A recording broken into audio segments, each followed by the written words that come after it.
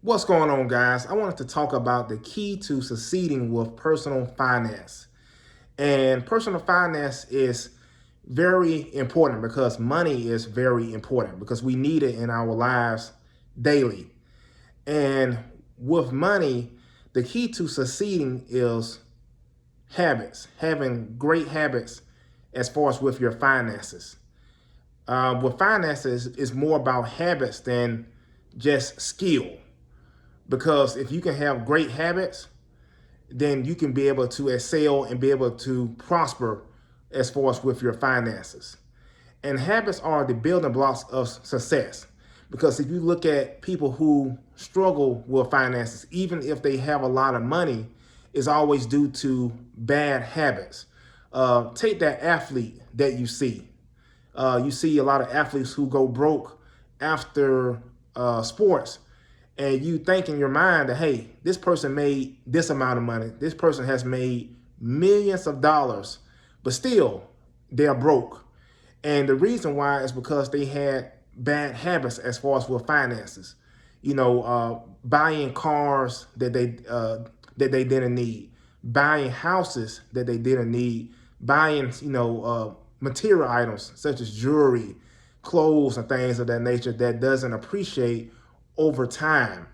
And it's very important to work on solid habits with finance, staying below your means. And that's one thing right there, staying below your means. And because a lot of times when people have money or people have an increase in money, they tend to try to increase their means, increase their liabilities. And what I mean by that, say for example, a person has a big increase inside of their business. So a person is trained to be able to they're trained to buy a bigger house, buy a bigger car, buy a bigger this. So they're not really getting ahead. They're just kind of, staying basically, they're gonna stay right where they are because they are increasing their liabilities. And it's very important to stay below your means. Just because you make more money doesn't mean that you have to add on liabilities. It doesn't mean that you have to take on a new car note. You can be able to use that extra difference to be able to build something else, to build your investment account, be able to invest more, be able to save more, and just be able to do more good instead of adding more liabilities. So it's very important to stay below your means. You don't have to automatically increase your spending just because you make more. Another thing to do is have a budget, because a lot of people spend money spontaneously, and that's what hurts people as well, because you have to know where your money is going. You can't just go out here and just make money and then spend money, and then at the end of the month you don't know where your money went to. You have to know where your money is going.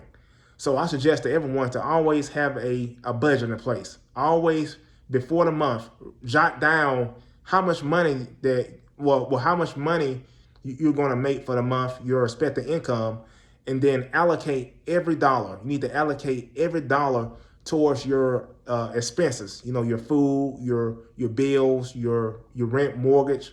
Every dollar should have an assignment, so you can know where every dollar goes to, and then you can know how to effectively and efficiently track your money.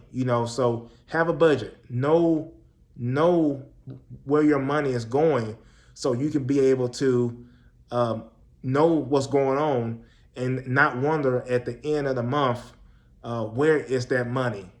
So finances is very important. Good habits, solid habits will take you a very long way with finances. Another thing that hurts people with finances is debt as well. So it's very important to have good debt rather than bad debt. And what I mean by that, is good debt is debt that pays you, or debt that you benefit from from getting. That could be, for example, you get a real estate property and that real estate property is paying you every month. That's an example of good debt. Bad debt is where you spend money on a credit card and you, for example, a trip or something of that nature, or a piece of jewelry or something of that nature, and then you don't pay it back, and that money that you spent is accruing interest. That's an example of bad debt because it's not really doing anything for you. It's just something that you spent. So it's very important to just analyze your overall finances and just know that you do have the power to have control over your finances. The first step is really to be accountable for yourself and know that you are the one responsible for your finances, not anyone else.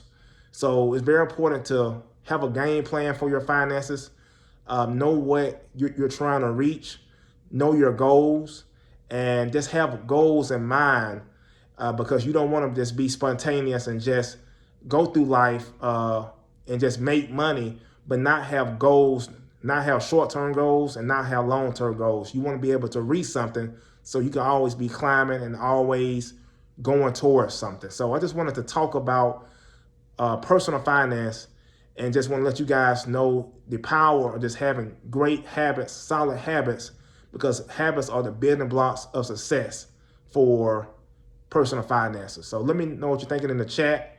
Hit that like button, subscribe to the channel. I will talk to you guys soon. Peace.